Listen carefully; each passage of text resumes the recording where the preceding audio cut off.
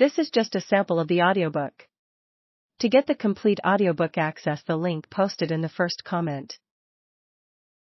The Colonel, having really never been successful as a businessman, having been in debt a good part of his life, and having a bone-deep distaste for people who had never done the kind of hard work that he had mastered at age 12, was skeptical.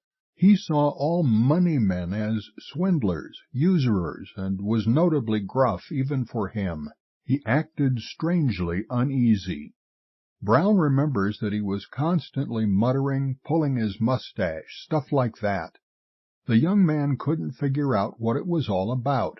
He said he needed money, and I was bringing a person to him who could help. It was very upsetting. After much delay, the Colonel finally came out with it.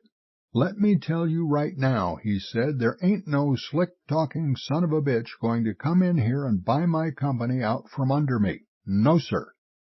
Both men were shocked. Neither had even considered the idea of buying Kentucky Fried Chicken.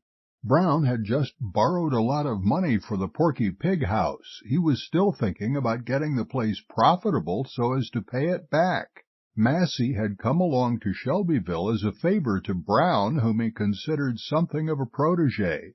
The idea of going into the fried chicken business was the furthest thing from their minds, or so they claimed afterward. Harland Sanders, on the other hand, had a lot of good reasons for selling Kentucky Fried Chicken. Brown came around to the idea pretty quickly, and made haste to suggest it to him over the next few weeks, with varying degrees of gentleness. He was in his 70s now, an old man. Shouldn't he enjoy his golden years, Hadn't he earned the right to relax a little?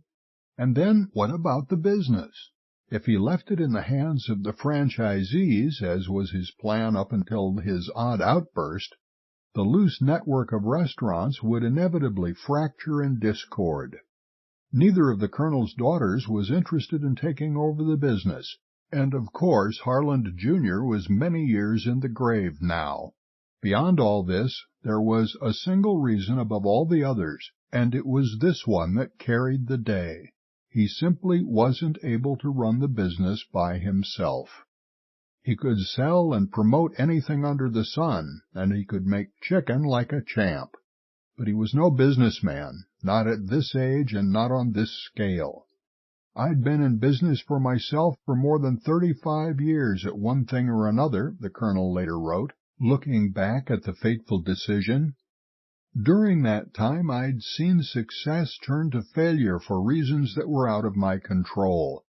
Now I had built up the most successful business I ever had, single-handed, startin' from scratch when I was 65, and that had taken only 9 years. Why the hell am I sellin' out now, I asked myself. Then I realized how the popularity of Kentucky Fried Chicken was growin' right over me and mashin' me flat.